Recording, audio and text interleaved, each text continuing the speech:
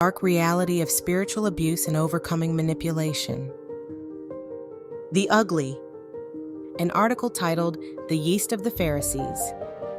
Spiritual abuse by pastors and counselors explains 13 features of spiritual abuse: authoritarianism, classism, coercion, condemnation, conformity, elitism, ensnarement, intimidation, irrationality, isolation, legalism, manipulation, terrorism.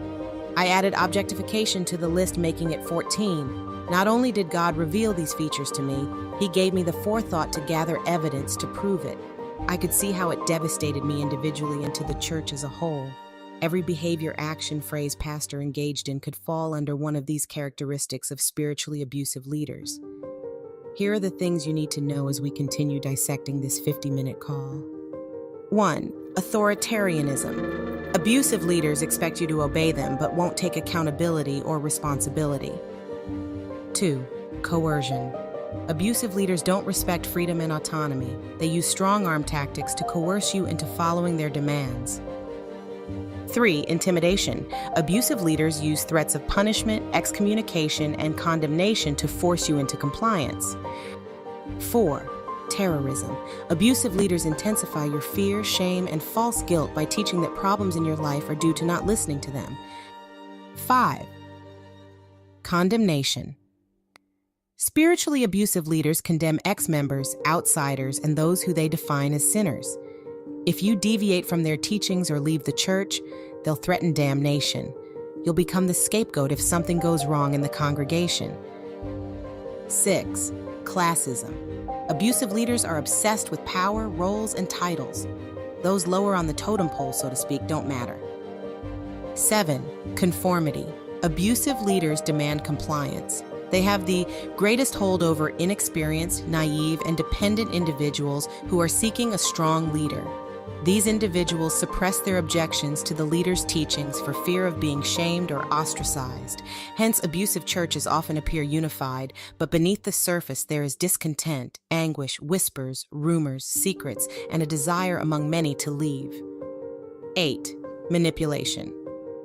Spiritual abusers have no problem with taking scripture out of context. They interpret the Bible according to their own beliefs, twist scripture, or ignore it altogether to push their own agenda. 9.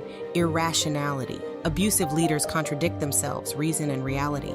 They claim to receive direct messages from God about you, then you realize they're deviating from scripture and truth. 10. Legalism. Abusive leaders offer very little grace.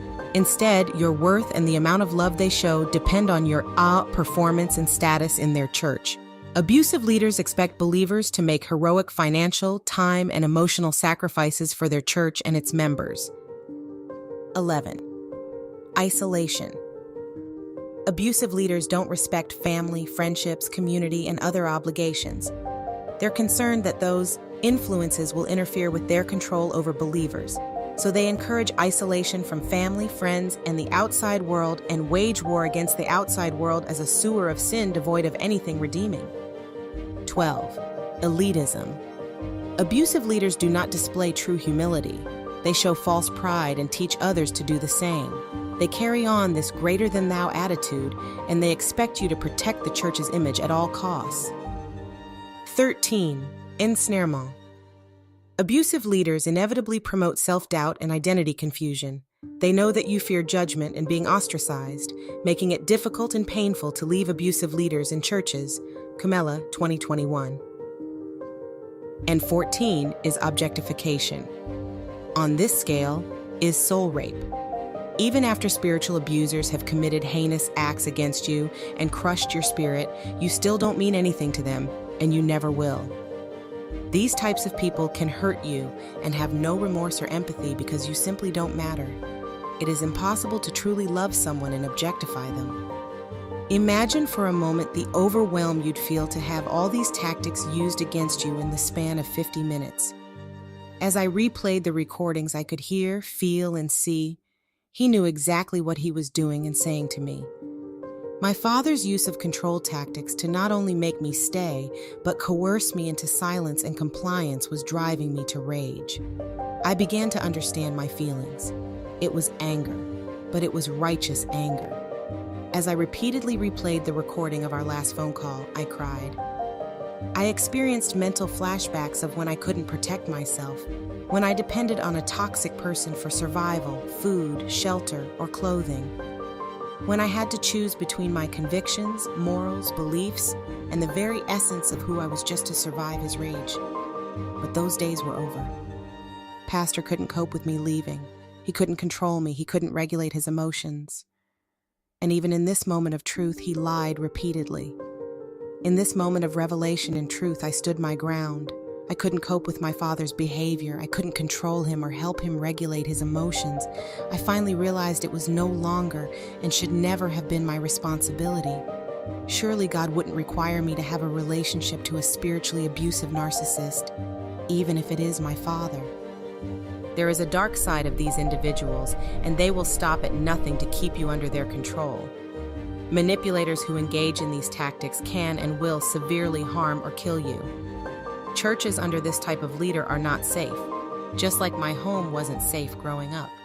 The environment had grown so perverted under the authoritarian rule of one extremely flawed man, there was no room for God.